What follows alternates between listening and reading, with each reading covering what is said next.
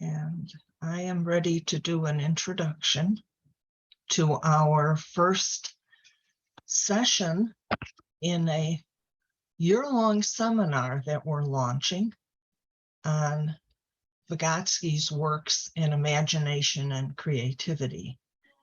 And the cultural praxis website is our home base, and cultural praxis itself is a community of scholars who are interested in Vygotsky's theory and related topics, but as I understand it, with particular interest in the practical application of those ideas rather than just a theoretical discussion of semantics and other issues. Now, our guest speaker today is Shannon Brincat, and he is, and I say that right, Brincat? Shannon, correct me. Yeah, Brincat, that's fine, yes. Okay. Shannon is a senior lecturer at the University of the Sunshine Coast in Australia, and his area is international relations theory. The paper that he's presenting was co-authored with Caitlin Sparks and Tim, I may not say Tim's last name right, Aistrope. Yep, perfect. Yep. All right. And just to give Caitlin her credit, because she is in the Ukraine, as I understand it, working with a humanitarian NGO. So she's unable to be with us today. And Tim will be viewing our recording when he has a chance. So they're the co-authors of that paper, and just published in 2022. The other thing I should mention is that this seminar series is a follow-up to 5 coffee hours that we held in 2022, beginning in March. And these are recorded and will be available on the Cultural Praxis website. We did start in March with a discussion of Vygotsky's first paper on the development of imagination and creativity in childhood from 1930. And in that first session, we had 3 translators, myself as an English translator, and David Kellogg, who's been involved in Korean translations of the 3 Vygotsky papers on creative imagination, and Bernard Chenoli from Switzerland, who was one of the French translators of those same papers. So we've tried to keep ourselves grounded in the actual Vygotsky texts, which are so rich that it allows us to go off on various different topics of discussion and yet still return to a home base of looking at the Vygotsky texts. So with that, I will turn the session over to Shannon, and he will do a 30-minute presentation. After that, we have an hour for questions and discussions. I'll ask that you use the hand icon if you want to make a comment, if if that works for you. I don't mind if someone speaks without being called on. We're not a grade school classroom, but I only ask that if you do speak without being called on, that you tell us who you are, because we won't recognize the voice, and that it be just a very brief comment, that if you have something extensive that you want to say, let's do it by calling on people. All right, Shannon, we are very pleased to have you here and very interested in what you have to say. Great, well, thanks for having me. Ivana's going to share the screen with my slides on it. So we can go to that first one now when you're ready. Okay. There we go, everybody can see that? It looks good. Yes. Okay, great. All right, so we can go to the, so thanks for coming to the talk and engaging with the paper, of course. Tim and I are about to embark on a lengthier project, probably a book about this area. So I'm very interested to hear what you have to say in comments and criticisms. And I have to preface this, I'm not a psychologist or in education, obviously in international relations, which is quite a different field. So I don't claim to be a specialist on Vygotsky, but I do find his account of imagination to be far more useful than others. So if we are onto that next slide. Yep. So the initial impetus for this came through a sort of blunt question, and that is, what if how we understand imagination in the discipline of international relations is actually wrong? So to give some context, my discipline, international relations, is mostly concerned with preventing war between states. That's its basic function. Of course, there's many of us that try to broaden it out to something that would be better called global politics or global studies, rather than just IR, which would seem to reduce things to just relations between states. The other thing to notice about IR is that it's sometimes called the stupid cousin of political theory or political science, and this is because it's very much behind the 8 ball in terms of developments in other fields. Postmodernism arrived only about 20, 30 years ago. Critical theory was about 60 years behind. And in terms of imagination, we suggest it's operating at about 500 years behind the 8 ball. It's because it's still dominated by this Hobbesian mindset, which I'll get into. And that's essentially what the paper is about. It's about unseating or challenging or trying to reframe what imagination is or could be in IR, and to suggest what a more sophisticated account of imagination, based in part on Vygotsky, could bring to our discipline and indeed to changing our world in a very practical and emancipatory sense. That to me is the big prize, which we only sort of suggest in the article, but which we hope to get to in the book project.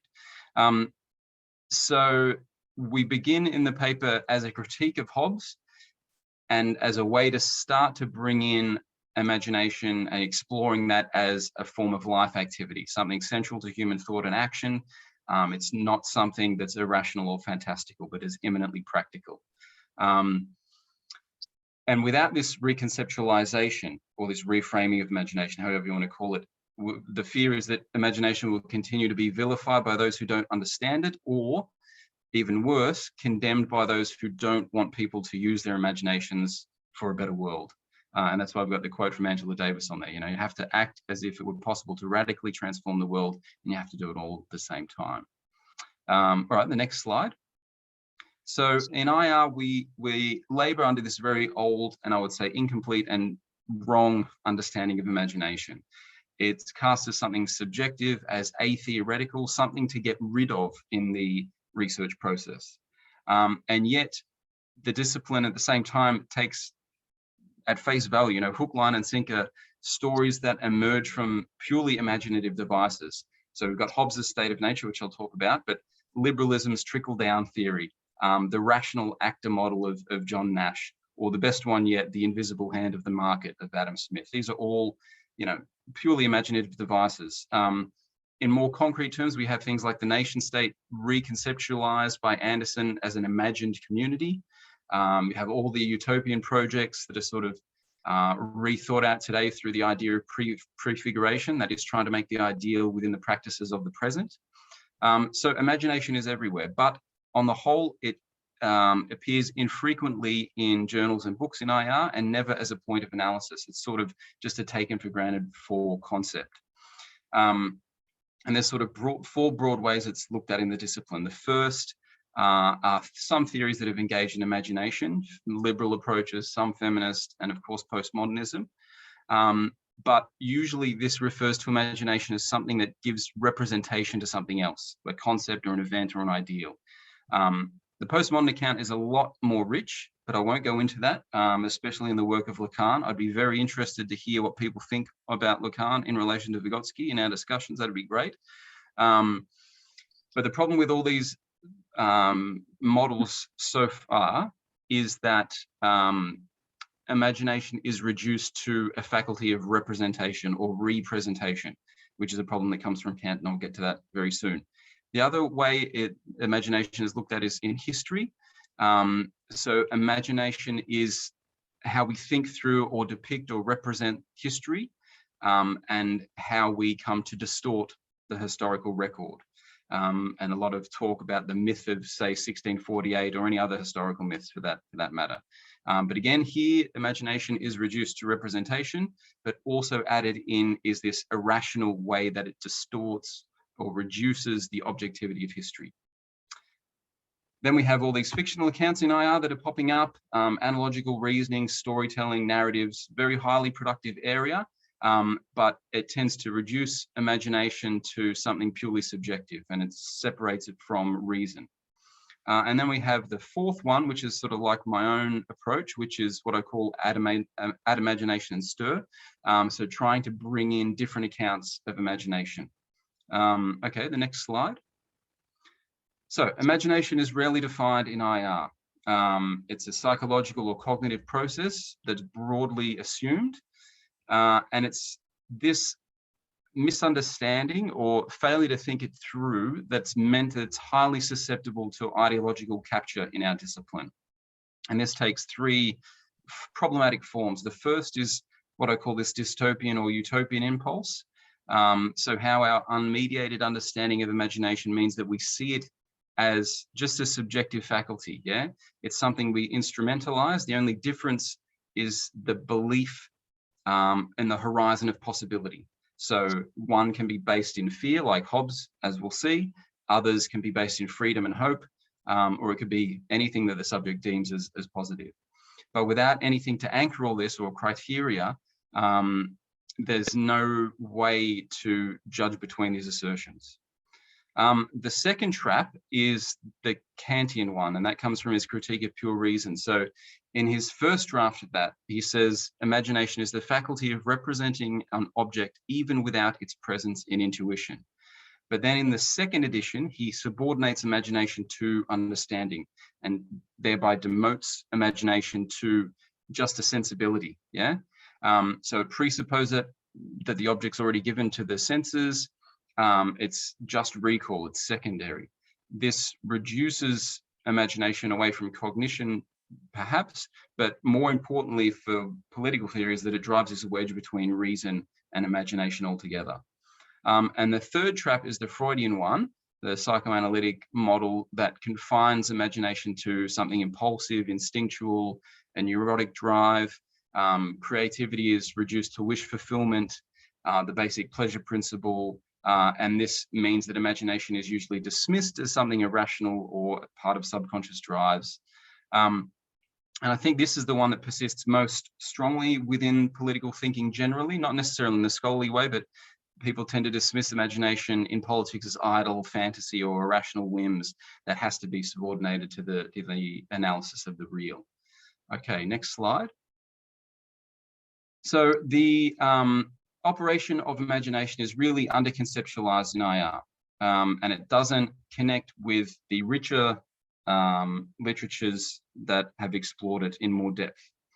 And we take to task this common sense view, saying that things that we take for granted like this are not neutral. They instantiate particular interests, ideologies, historical formations. They're embodiments of power, yeah, political power.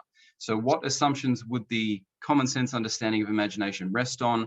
What are the possibilities that it forecloses or furthers?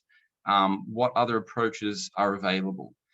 So we take aim at the view of imagination in Hobbes, and particularly his idea of state of nature, because it's so pervasive in our discipline. Everything comes back to order and anarchy and how we labor as humans in that problematic, yeah? So for Hobbes, imagination is fearful, it's pessimistic, it's rooted in this dread of a violent and sudden death. It's existential, yeah? The state is the same as the individuals. They're forced or driven to imagine the worst conditions or the worst plans of others and try to counter them accordingly, yeah? So this is the key scenario of suspicion, worst case thinking, and it's the source of international conflict through the security dilemma, yeah? So Hobbes gives this account of imagination, quite systematic engagement in the Leviathan, and imagination is actually crucial, and that, in fact, the animating impetus for the human subject in Hobbes.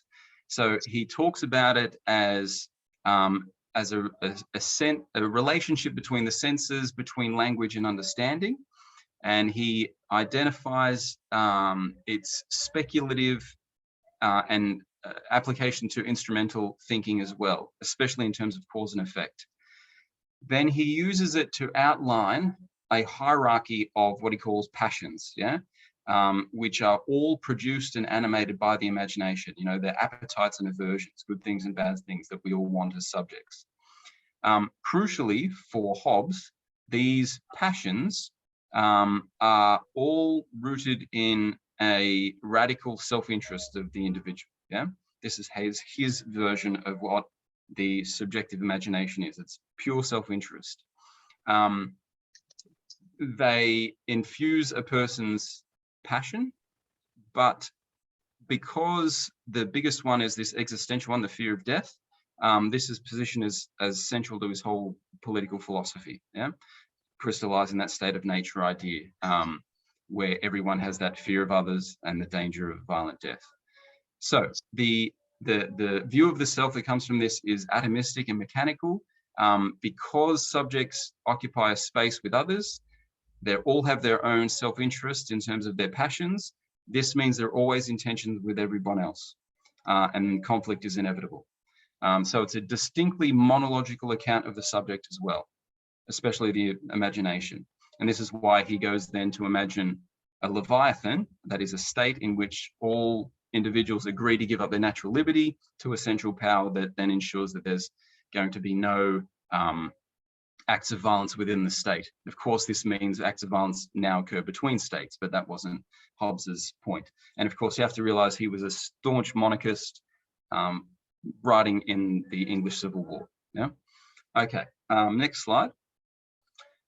So we counter this view by suggesting that imagination is actually intersubjective, and this contradicts Hobbes's monological and fearful one. And in the article, we go through a number of fields: evolutionary anthropology, a bit of neuroscience, political theory, and chat. Obviously, where imagination is this social cultural process, and prominent here is Vygotsky. And we define intersubjectivity in this context as meaning that our understandings of the world and ourselves and others are collective and co-produced. So this idea of intersubjectivity reflects the presence and the weight and the necessity of others in the construction of shared and contested realities. So our encounters with everyone else animates, but also amends the subjects themselves. As everything's mediated. And that's also historically and socially contextualized as well. So in terms of imagination, rather than reducing it, as Hobbes does, to something in which it fears the unknowable other, an intersubjective imagination allows us to, for example, stand in another's shoes and then access a broader spectrum of potential human responses to engaging with somebody else: empathy, compassion, hope, whatever it is. Fear, of course, is still possible, but is only one response amongst many. All right, next slide. So this is where we bring in Vygotsky. I'll skip this slide actually, because you know all of that part. That's more for an IR audience. So next slide. And his account of imagination I sort of draw on, and particularly several papers linking this faculty, our experiences of the world, and our life activity through imagination. So according to Vygotsky, or my reading of Vygotsky, imagination is the basis of all mature mental activity. It originates in early childhood play. It proceeds through integration and evolution in the development of conceptual thought and reasoning during our adolescence, and then reaches a mature creative stage in adulthood, in which we can see an artistic, scientific, technological innovations, creativities, and so on. Key there is also that these individuated processes of imagination are always social and historically contextualized and made. Yeah, the experiences of previous generations, all the shared social experiences, the repeated subjective experiences, schooling or whatever, are all conditioning factors on the imagination. So imagination is not some solitary faculty of a monological subject fearing another, but it's unified with verbal thinking, logical memory, and perception in the individual, but also all those social and historical factors as well. So at different stages of development and in different cultural contexts, these connections would take very different forms. Another key point is that only with maturation does imagination and reason coincide. And this process requires an accumulation of experiences and more complex cultivations to the point where, to quote Vygotsky, imagination becomes closely united with thinking. And at this convergence, that's where the productive imagination emerges in adulthood. All right, so the next slide. So from its rather humble beginnings in childhood play, imagination moves from the concrete to the abstract and onto what Vygotsky calls the reconstructed concrete, which combines these high mental functions and the mediation of the world with imagination, and through imagination, I'd say. So he starts describing it here as a transforming creative activity, one that is, quote, directed from the concrete to the new concrete, so from something to a new something. Imagination is inherently productive, not necessarily creative, but produces things. It conjoins memory, attention, visual thinking, volitional activity, language, of course, and all of these crowns, that you use that term, crowns, a whole complex process of change in mental life in what is now the activity of creative imagination. And beyond that is what Vygotsky calls the mature creative imagination, not just art or innovation, but theory, construction, science, all of these things as well. So the key for me is that imagination is what forms this bridge between reality and mental cognition. And I mean by reality that social and historical context as well. So imagination is interdependent, not opposed with thinking and concepts and reasoning, but is also socially anchored. And without this, the human mind, I think, in its range of possible activities would be, curtailed, severely curtailed, And there's this great quote, it is precisely human creative activity that makes the human being a creature oriented towards the future, creating the future and thus altering his own present. And this is why, Kant's reduction of imagination to something that we just recall, or Freud's, count that it's irrational, are completely wrong. And this is also why I think Vygotsky is so productive for politics and international relations, because it's how we can look at the future objectively, and imaginations of the future are something that becomes part of our essential brain activity rather than this irrational way it's been typecasted. All right, next slide. So bringing in Vygotsky into IR has a range of benefits. So the argument I suggest is, those 5 simple points. We suffer in this discipline under this problematic and basically wrong understanding of imagination. Imagination is vilified, either under a Kantian or Freudian, and especially a Hobbesian account. The third is that imagination is actually crucial and central to human cognition, both in our developmental phases as individuals, but also socially. And it functions as the high point in adult thought. Fourth, imagination is therefore fundamental to all theory construction. So not just in dealing with our theories of international relations, but how we create the world and co-create it. And the wow factor, I guess, is that this can offer a more rational or objective way of thinking through emancipatory political ideas and potential practices as well. So the last slide. So in the paper, I talk a little bit, I don't know how much time I've got left, but this just talking about the potentials what we see this, and we talk about Hegel and this idea of the master and slave dialectic here. Basically, we're showing that the monological imagination of Hobbes leads to a very narrow, circumscribed range of instrumental possibilities. And Hobbes does that deliberately because he wants his feudal subjects to come back to the crown and feel the need for the Leviathan. But we're saying that an intersubjective imagination allows for a myriad of other responses, but in particular would allow for political communities to be grounded in relations of what we call affinity. There can be shared notions of reciprocity and respect and so on. And so we talk about this in terms of Hegel and his master-slave dialectic,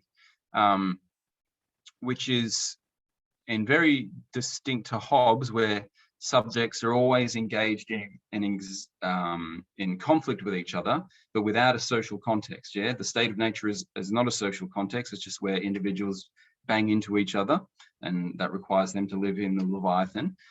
Whereas Hegel says we're already always within a social context. Yeah, and so in Hegel's ideal of this, or paradox of the master and slave, he talks about it not just as a conflict between a master and a slave, or technically it's a bondsman, but we won't get into that. But it's not just about the survival of either subject, but it's about the feelings of disrespect in a legal sense that this relation brings up.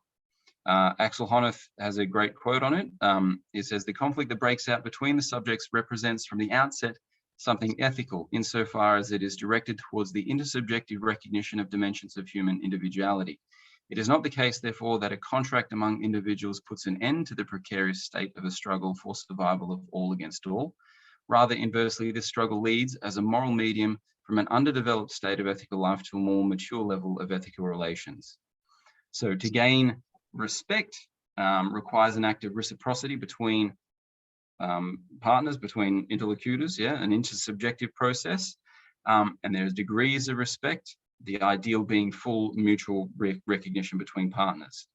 Honneth and the early Hegel suggested that subjects would struggle for this recognition. It could be violent, this process. But within this dialectic, this relationship emerges in the slave or the bondsman, and a consciousness of themselves as an autonomous or potentially autonomous individual who's stuck in a relationship of dependency, but also towards transforming that relationship both formally between with the master, but also in actuality as well. So to overcome the relationship requires the imagination of a different form of subjectivity between both partners. That means imagining themselves as changing into something they're not yet, but that they can imagine as a changed relationship premised on reciprocity, which would lead to a better form of ethical relations and a better future for both. And that's the only way out of the paradox. So, of course, this is just one example, and a fairly abstract one at that. But regardless of that, the perspective adopted, I think anyone trying to use imagination or think about imagination in international relations, at least, should disagree and reject the Hobbesian account, reconsider all the international relations and politics based on it, and then explore possibilities entailed other approaches, especially from Vygotsky. So I'll leave it there. Okay, that was very good. Thank you. And I'll give our group a moment to think about this and see. I don't see anybody's hand up. If anybody wants to say something before I start talking. I am going to say that the one thing that struck me as Shannon was talking about Hegel is that when children would do pretend play and do role reversals, if they're playing school, this is particularly interesting because the teacher is the master and the students sort of in the role of the bondsman. And in that scenario, which, you know, they're even as preschoolers becoming aware of, they get a chance to change the role from master to, and I don't know what bondsman isn't the right word here, but the subservient class that follows the orders and follows the directions. So, you know, it's not enough. And I suppose playing house, changing roles where the children get to be the father in the make-believe family. They get to be the mother in the make-believe family. I mean, just that is just kind of a liberation in itself. That not just that you're going to be playing the grocer, the mailman who delivers the mail, but changing roles that have a status in them is just an interesting thing. Anyone else? I will add that when Larry and I started doing research, excuse me, my voice is getting worse, 40 years ago, and we were interested in visual isomorphisms,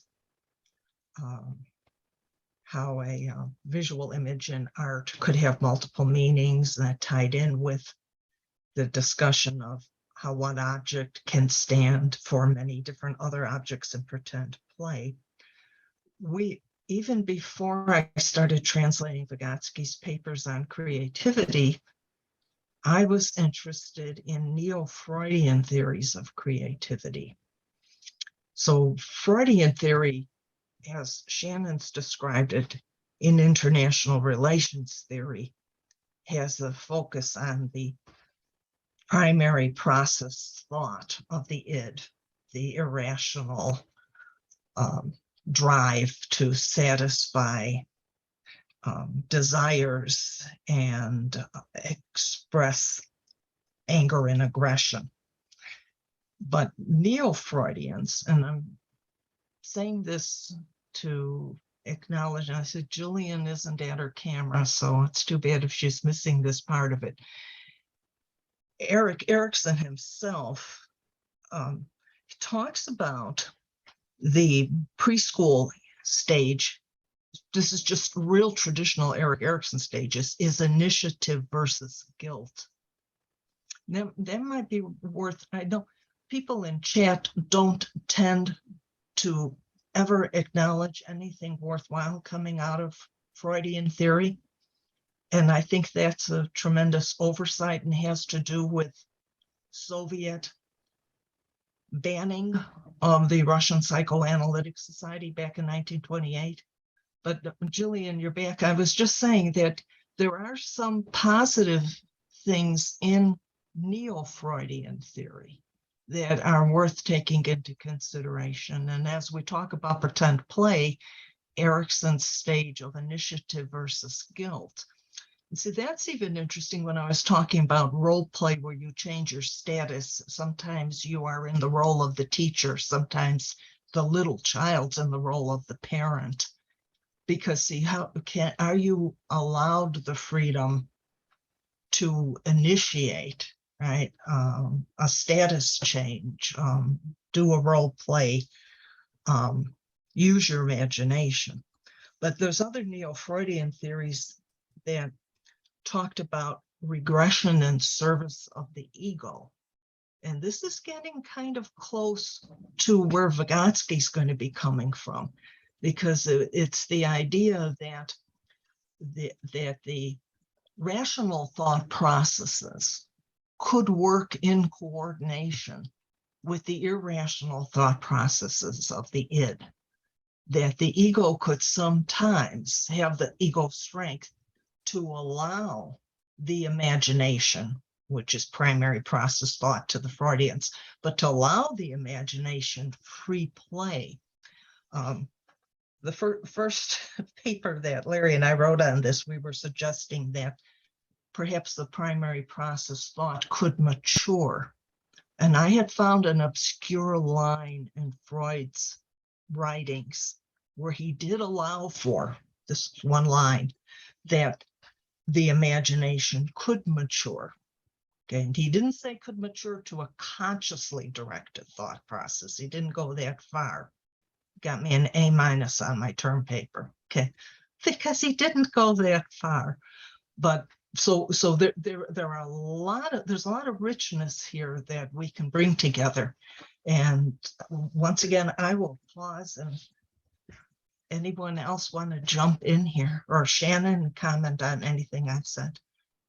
Yeah, I think the idea that you raise here about ethics and how we can imbibe that through play and changing roles is really important. Stepping into each other's shoes, which I try to do that in my classes in a meaningful way. What it would actually be like to be, say, an Iraqi civilian who's not heard of, or sub-Saharan Africa. These peoples that are not heard of. How would you actually even start to think about what their world is like?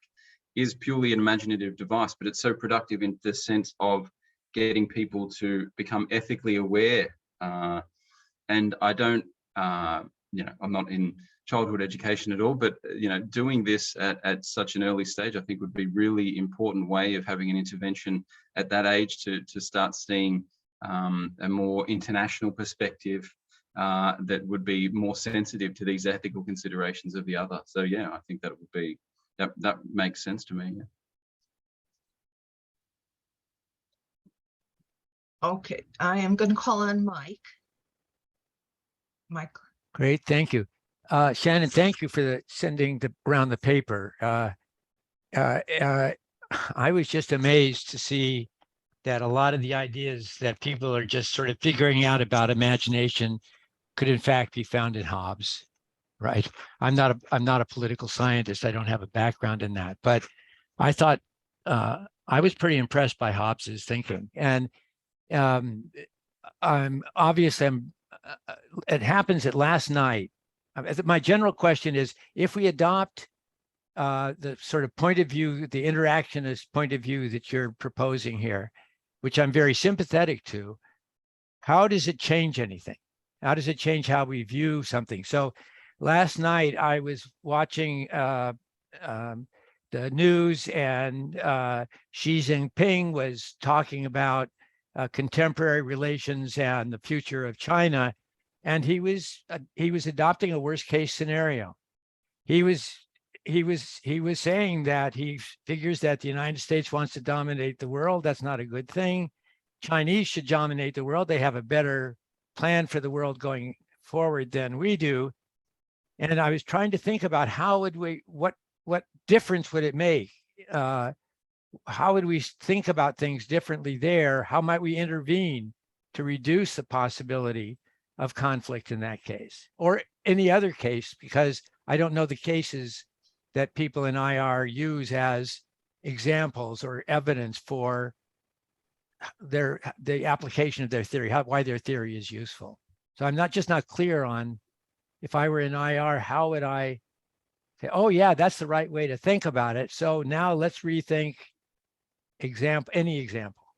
But China just was on my mind, because if China's not on your mind, you're mindless, I think, something like that. I mean, that's a huge question. One of the ways that it can be used is primarily in conflict resolution, in particular between communities that have been in conflict, so post-conflict societies, and getting the former combatants to appreciate the other side and their grievances, not necessarily as legitimate, but at least understand where they're coming from as a basis from which a formal negotiation process can happen and a reconciliation process. For example, in Rwanda, that process has been very much at the forefront of that reconciliation. You could look at South Africa as another example, where the ANC specifically went for a process of reconciliation based around not a retribution or revenge politics, but in moving forward. I think that had its own problems as well. But these are examples of how not reducing, not elevating the fear response as the only imagination of the other that's possible. Because we know fear, as soon as that emotion happens, it short circuits rational thinking. And I think statesmen and stateswomen are the same, they're not above that. So if we can have processes in place where we can sort of short circuit that emotion of fear, and say, no, we can actually imagine different responses to this, it could be more productive. So for example, in the China example, we in the West have so much information and bombarded with all this ideological literature that China's rising and they're an authoritarian regime and they're going to take over. There's barely any criticism of what the US has done in that scene. There's already sides being taken, and it's all designed to elicit a fear response, you could say, especially from the Murdoch-owned press and Fox News and all that. So one of the potential aspects of this is to again, short circuit that immediate fear response to allow people to regain a more reasonable, if you want to use that term, way of looking at different relationships and therefore possibilities. Again, we're not saying that fear is wrong. There's definitely should be instances where, you know, the problem of other minds does lead to a legitimate fear response. But to reduce every imaginative aspect, as Hobbes does, to that fear response that requires a Leviathan to protect you from is the problem. And he wasn't very honest about why he set it up that way. You know, his was to get the fear of the peasants involved so that they would go back to the monarchy and have a strong state. It wasn't in their best interest. It was in his best interest for that. And that was the story that he can, you know, whether he was doing it genuinely or not, is not the point. So yeah, I think it's what we're trying to do is broaden out the potential responses from that intersubjective moment, rather than just saying fear is the only way to go. But again, we don't want to promise too much from this, but it's just really just to check that automatic Hobbesian response. Okay. Or Freudian or Kantian. So in the field, then if you adopt, when I said I thought Hobbes was really interesting, I was talking about understanding that both memory and anticipation of the future involve imagination, which not everybody in my field understands. So it's relevant today. But so your major point is that fear is not something where the imagination is engaged, but rather to say that all imagination is reducible to fear is I think it's ridiculous. I mean, but yes, basically, yeah. and very dangerous in politics. Yes. Yeah, no, I understand. Okay, I got it. Yeah. Yeah. I mean, I won't bring up the Ukraine example, but it's that sort of those one-sided narratives as well that feed into that, especially within social media bubbles and how media is these days as well. Oh yeah, absolutely. I mean, I'm totally on board with the idea that the United States does not give Xi a lot of reason to believe what he believes and to fear what he fears. So yeah, the one-sidedness of this, the monological side of it, the ethnocentric, egocentric side of this is a giant problem. And Jim Wirch is having Jim Wirch in a previous coffee hour. Francine was and I were in both of them. And this is a man who's dealt with China and whose work, incidentally, it would be well worth you looking into, because he's been making a very similar argument, and coming from a cultural historical perspective. I'll definitely I'll look into that. I mean, and just one other thing that you touched on there, that memory as being really central to Hobbes, as it is I think in all useful accounts of imagination. In politics, we have such very short memories and very distorted ones. Yeah, if we go about, the Ukraine-Russia crisis, Russia was calling for this, for about 20 years ago, and if you recall, when the wall came down and They turned democratic and capitalist and were welcomed back into the fold. They asked to join NATO and were refused.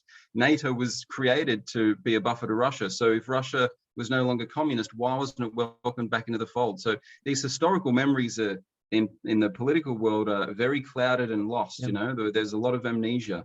Looking at the subject and leveling it up to states is always problematic. But that's why I think that memory is more problematic when we're looking at this in politics. Yeah. Absolutely correct. Mike, let me just mention to everybody that your coffee hour with Jim Wersch is on the Cultural Praxis website, and I definitely encourage everybody to take a look at that. I'm going to move on because I see we've got several other people who have their hands raised. I just want to say one thing. This is for Shannon to consider, that imagination's role in conflict prevention, right? That's very different. Conflict prevention, being proactive, from conflict mitigation of an ongoing conflict like the Ukraine, to conflict resolution, more like the reconciliation processes in Rwanda and South Africa. So there are 3 stages in conflict. The prevention stage, if you miss that, you're into mitigation, maybe reconciliation afterwards. Okay, Shemek has been waiting patiently, so let's give him a chance. Shemek, your microphone's muted. Yeah, Okay. thank you very much. Sorry for my English, but a few thoughts I think are very important for me. Thank you for the presentation and paper. Of course, it was very interesting for me. One thing, maybe two. Imagination detached from real people. I think this is very important for me, because the imagination for Vygotsky is connected strictly to social world. And sometimes I think like Hobbes' theory, that this is autistic imagination. Because in Poland, we sometimes people said that babies are brought by stork, or babies are found in the cabbage. So I think sometimes theories about imagination and psyche are very artistic. For my English, I try to explain. I think to understand Vygotsky's point of view, it's necessary to go his way of thinking. So when I listen to this presentation, I think that it's very important to read, for example, lectures on psychology, because Vygotsky give us the way from perception, memory, thinking, and imagination is something which coordinate, but in a specific way. And this way is strictly connected with other people. We cannot think about imagination and other perception, memory, and thinking from from society, social context of development.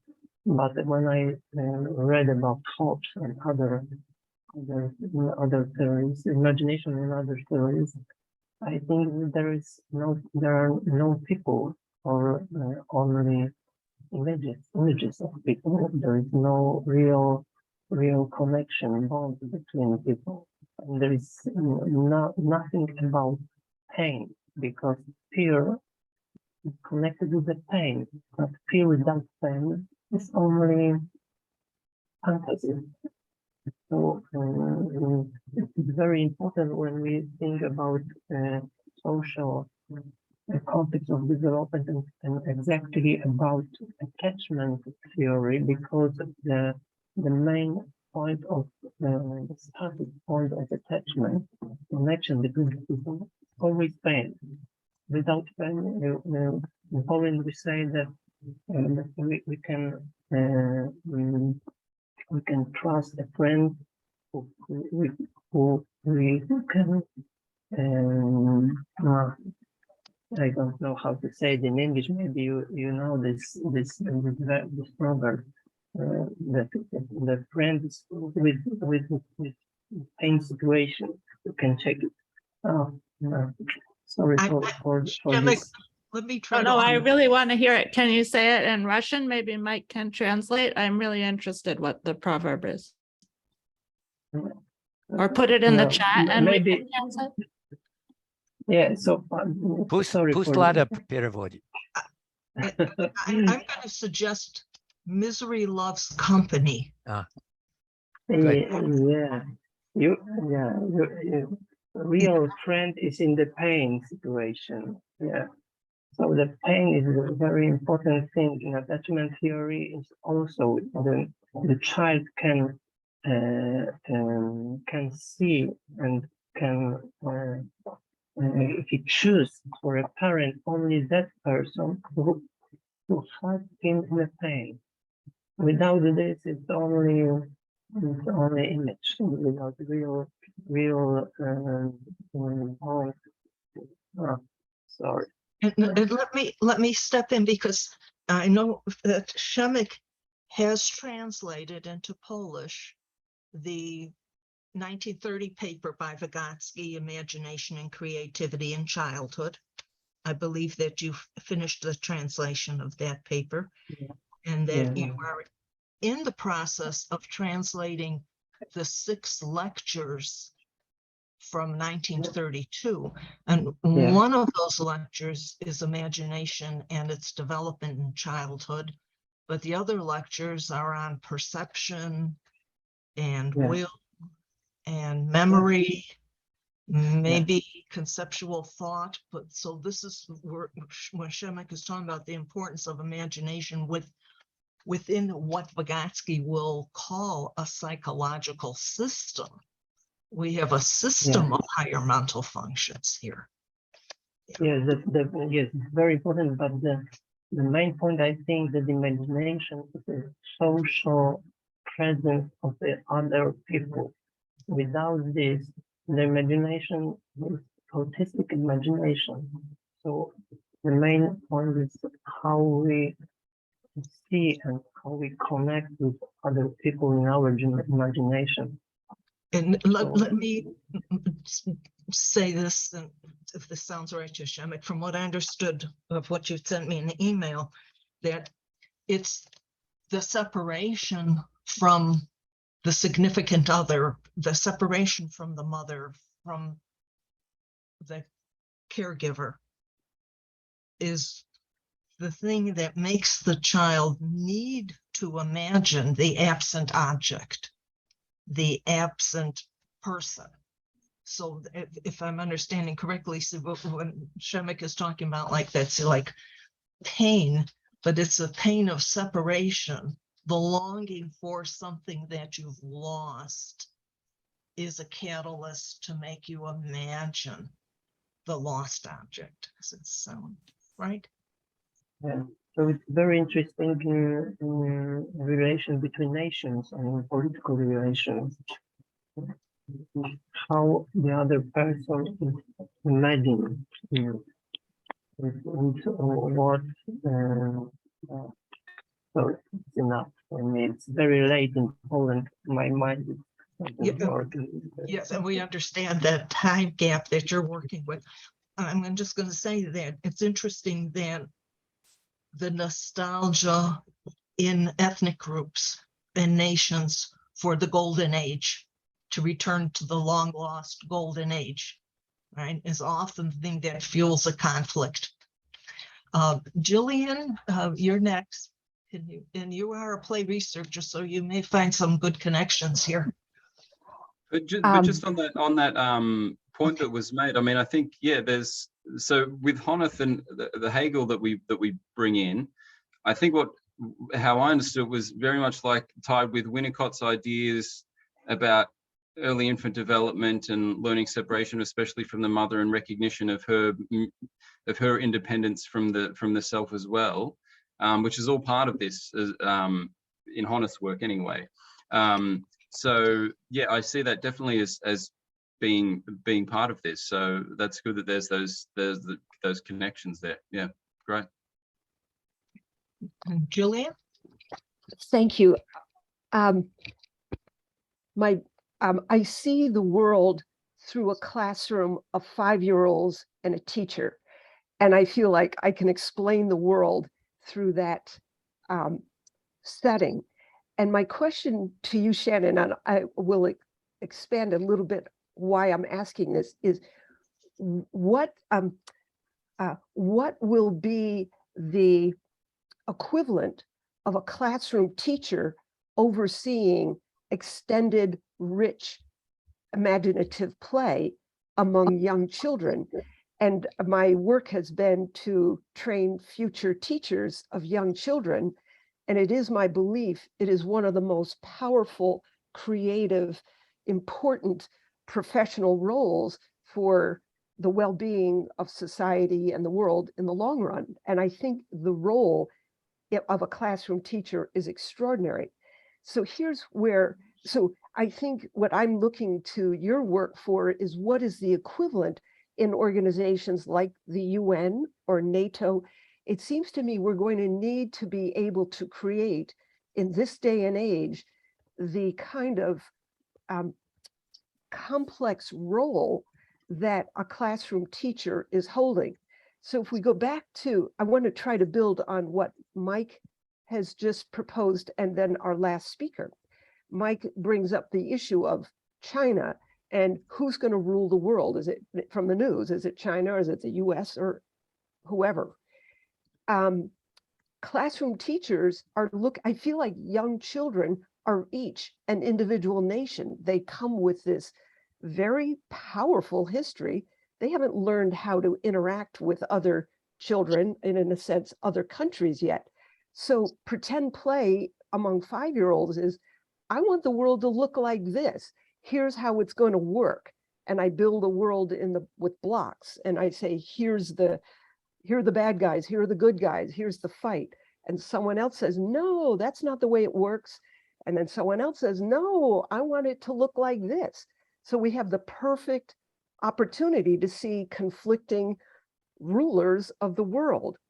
Now, the role of the teacher, I believe, is not to care particularly how the world ends up looking. It's not my job to write the vision of that future world, but it is my job to understand how to, I think what you were describing, hold in reason and dialogue and empathy and negotiation, and help the players, the children, figure out how to negotiate a well-greased dialogue about how the world is going to unfold. And then going back to just our previous person commenting on I apologize, I do not know how to pronounce your name, but I was very intrigued with what you're trying to get at, these emotions that come up. And young children are, 5-year-olds are barely able to separate long enough from their caregivers, their family, their home base of, you might say, well-being and even power, to be able to say, I can enter into a classroom and trust long enough to hear somebody else stand by my vision while that person also stands by someone else's vision, to then make collaboration and dialogue possible. So Shannon, I'd love to hear you comment on what is this going to, I can see it at a classroom level. I have no idea what it's going to take to build that sense of an ego presence that is empathetic and also has, you might say, the ultimate authority on dialogue, but not on the outcome of that dialogue. Yeah.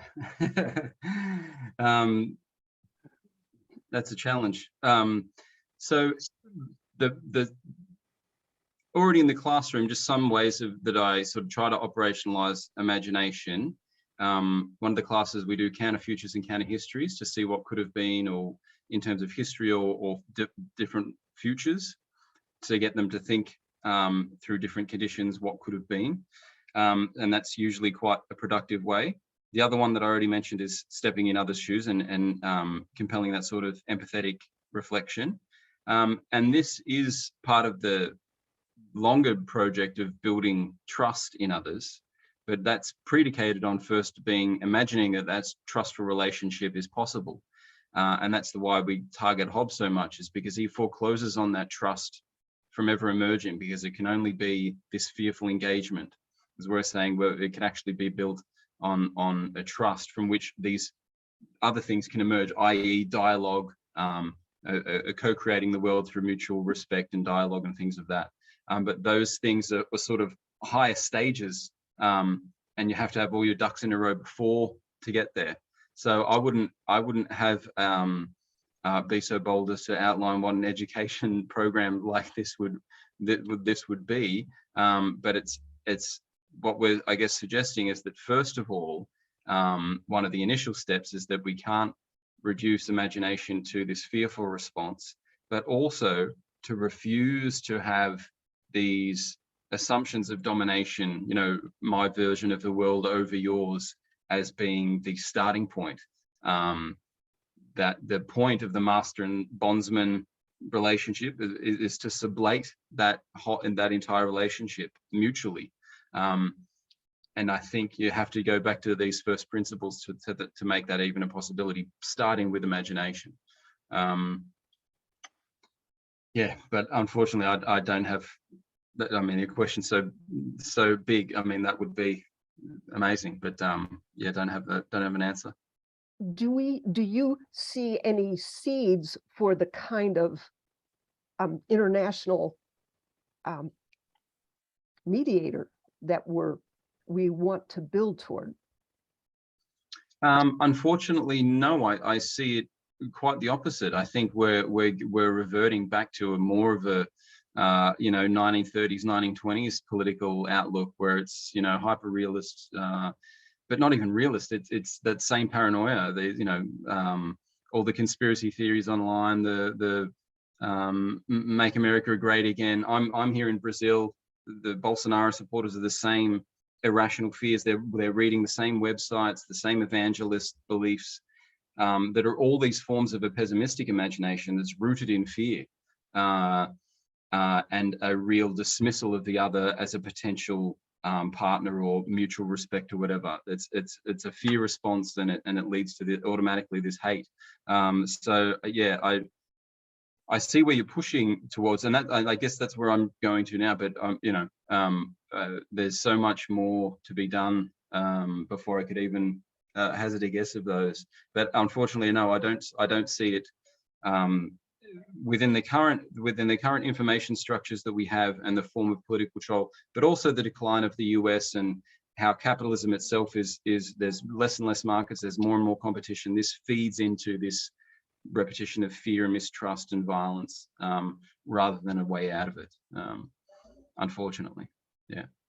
And if I can, now we're good. We have a half an hour left, and we have two more people who have their hands up. So I want to make sure they have an opportunity to address their questions and comments to Shannon.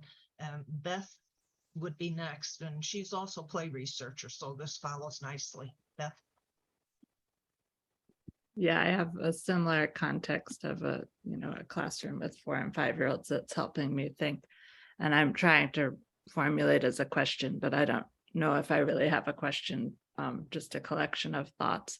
So your final slide combined with Francine's focus on prevention, and also the last 2 comments made me think that it might be interesting to read Vivian Paley's Molly is 3. And the reason I think that book, it's a fast read, might be interesting for you, is because what Vivian Paley does is she takes the same work that you're reading on Vygotsky and she basically designs a new way of looking at a classroom. And what she sees when she looks with that is that we're missing all the actors, that there's imaginary characters there that are actors in the classroom. And that came up actually in the Jim Wirch conversation. Mike read a question from Mexi. When you watch that presentation, you'll see. And that changes for me the way that I see the actors and the possibilities. So there were two things in your presentation that sort of gave me pause, where I thought, oh, that's really different than the way I think of it. And maybe I should say how I think of it, even though it seems quite disconnected, just in case it's helpful and leads to further dialogue. One is the way that you talked about emotion. I couldn't connect with it all. Like I was trying to, for me, that's very important in Vygotsky's writing, is how he's thinking about the connection between emotion and cognition, or even that our categories don't make sense. And so the way that you were talking about emotion in your paper, which I thank you for, and I really felt inspired reading it, I couldn't sort of grasp onto that. And the other piece was that in our play world work, which we've been doing now actually for 20 years, we sort of had a stage where we came to realize that we couldn't see what we were trying to see. We're trying to see imagination after having read Vygotsky, and we couldn't see it. So we changed our methods for looking. And when we've done that, we've seen something else, which is not just emotional cognitive development or imagination and creativity, but we've started to hear the children's presence of imaginary characters in their play. So when they're resolving their conflict, they're not resolving the conflict between the two of them. They're resolving it with these imaginary characters. So back to Winnicott, it's not just Mike wrote a comment where he used the metaphor of a bridge. But what we found is really important is that the stuffed animal, the transitional object, is not a bridge. It's an actual entity with a sort of agency.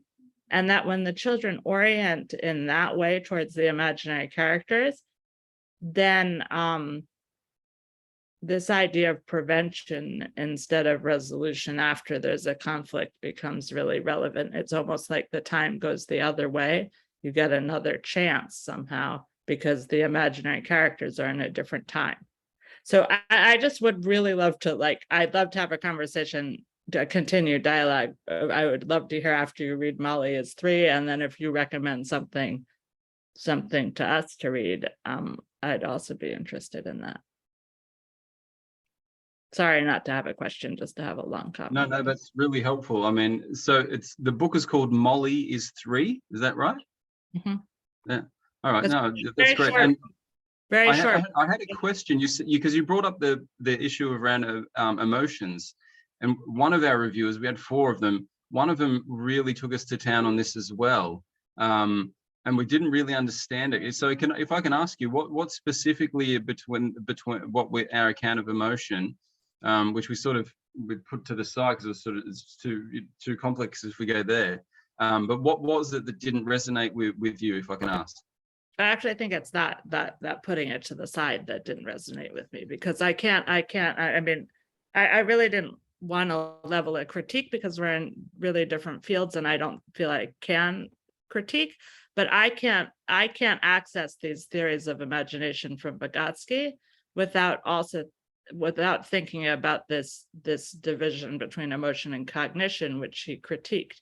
So I can't fully understand how one would apply his theories of imagination if you just put all emotion in this capsule and put it to. I'm not saying you put it in a capsule, but I did sense that you were that there was a way that this wasn't. And I think that once you bring in the emotion, then you have. I don't even imagine. I can't even imagine how one would read. I sometimes think of this just because it's interesting to me. It's like I'm reading the work on early childhood, and then I'm reading it next to, whatever whatever news I'm reading.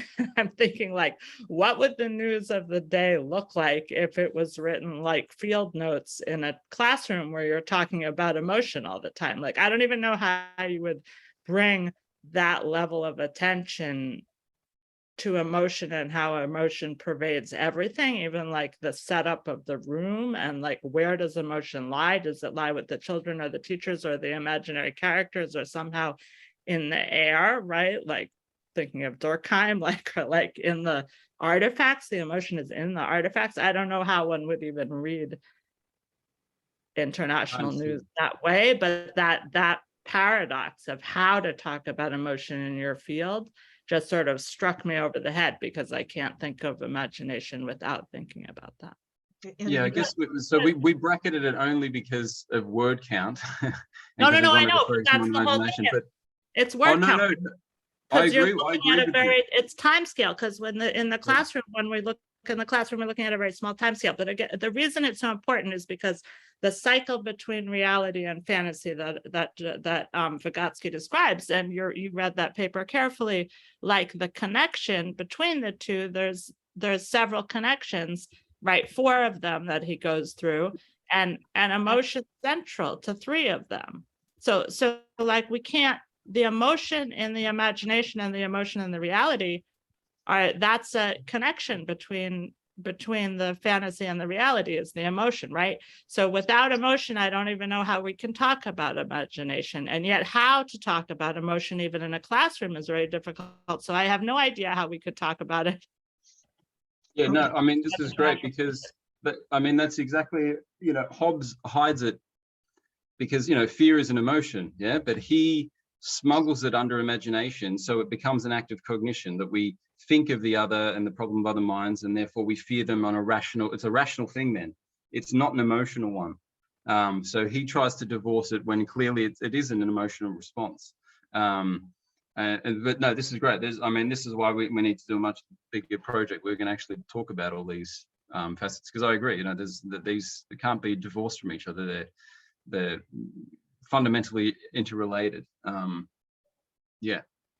But the problem in my field is that as soon as you use a word like emotion, they already start thinking this is irrational. This is, my discipline is bonkers, really, sometimes. So, but our discipline is bonkers also. Look at how we're continuing to do the same things we did in the 50s again and again. And I mean, if you saw what the children are going through now, from the same attitude, that it's really the same problem. They're ignoring emotion, and so they're drilling them on phonics, what they lost over the pandemic, and causing, if we think of the children not as nations but as worlds, we're causing as much damage in one classroom as we're causing with our. And I don't want to be rude, but because we are running down on time, and I want Henry to have a chance to get in.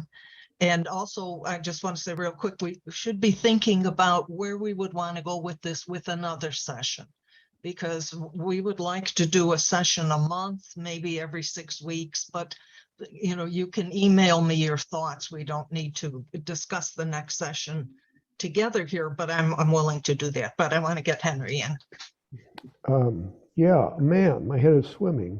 So many areas, but I am interested in 2 things. One is dialogue, and I'm wondering if Bakhtin is not the dialogic imagination.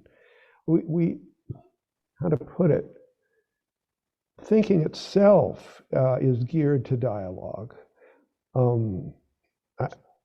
My sense is to understand the world with language, what we do in a dialogue is sort of together create what it is we're trying to think about. And the ability to listen when somebody else is speaking is so fundamental to any kind of good dialogue. I belong to a Buddhist Sangha, and we have a practice called insight dialogue. And the mantra is pause, relax, open. And that you do before you speak, But of course, any listening process is a pausing, a relaxing, and an opening. But even in speaking, you pay attention to what's coming out.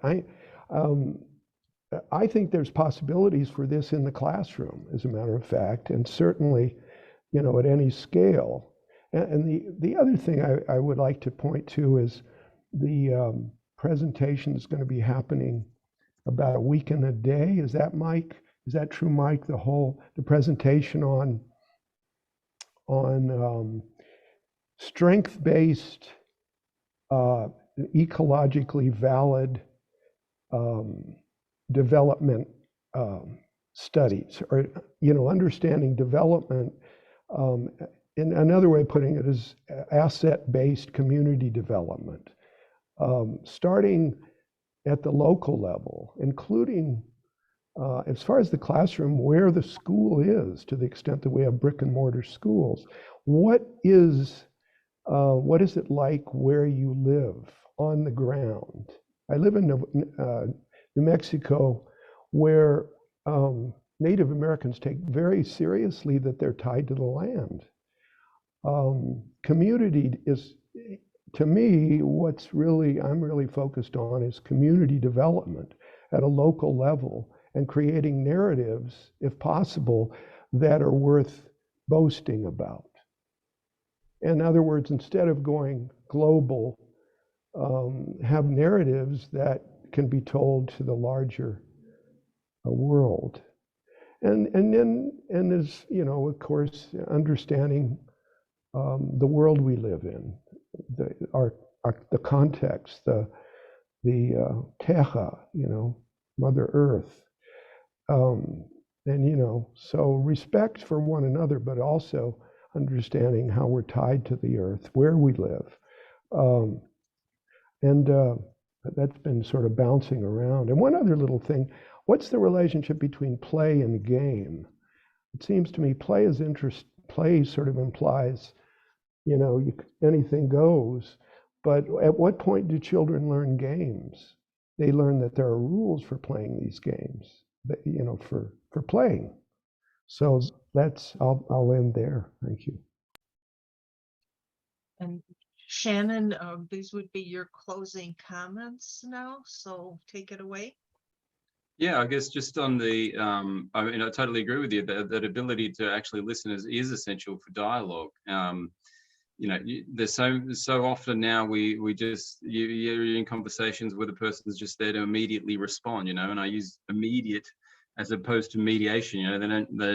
It's an immediate response as opposed to actually engaging and listening. And and the attempted dialogue now is so much about positionality as opposed to relationality. I hold this position or belief system or whatever it is, as opposed to in relation dialogue with another.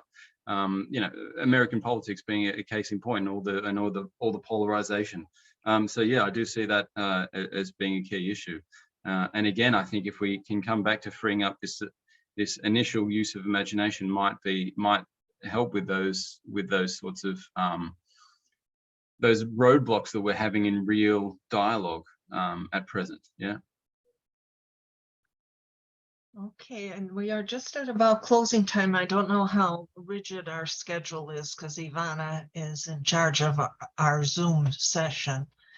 But I do want to thank Shannon for his presentation, and I would like to thank everybody because these have been very interesting comments, and even people who didn't get a chance to speak. I know that you are definitely thinking about what we've been talking about and have an opportunity to send emails, because one of the things that we're doing with the seminar is to continue the discussion with emails until we get together again next month.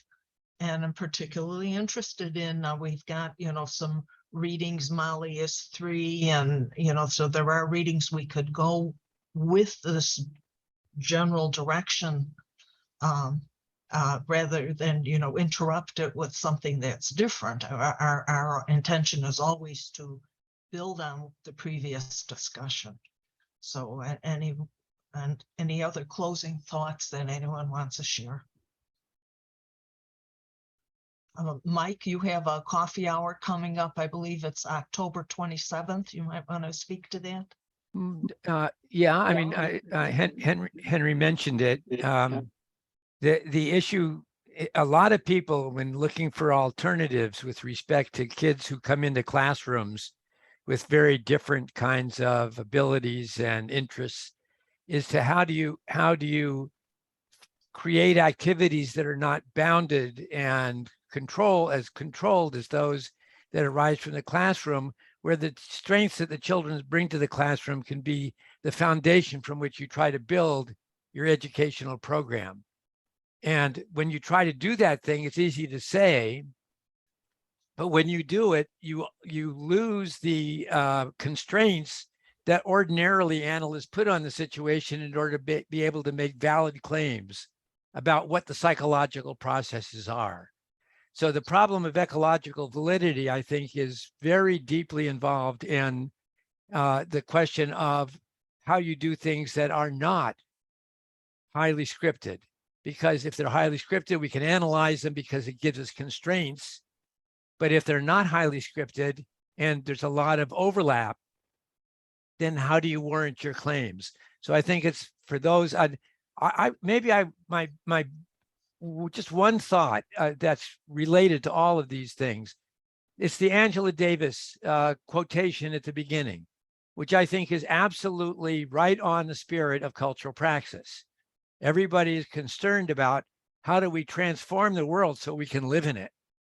And what I find missing in a lot of that is that people do not understand or don't, there's a kind of fundamental egocentrism in framing things that way, as if when the world is transformed, you yourself are not transformed. You cannot have a transformed world without transforming yourself. There just is, development is a double-sided reorganization of a larger system. And an awful lot of what I'm seeing going on is very good intentions, very high morality, lots of good suggestions, but people not living that way, and therefore, and not prepared to live that way, yet complaining that the world isn't transformed in that direction. So I think trying to keep up the two-sidedness of this and get people to think about it as a two-sided process, it's a big challenge. It's a big challenge. And so, Shannon, that you began with Angela Davis is just exactly perfect for this forum. And it's been very, very thought-provoking to read your work. I really appreciated it. And Thank you very much, everyone. It's great. Well, and thank you, Francine, and Henry, for just bringing this all along. And thanks to Ivana for having patience with us while we try to straighten it all out and get it all regular. So we'll see you all soon.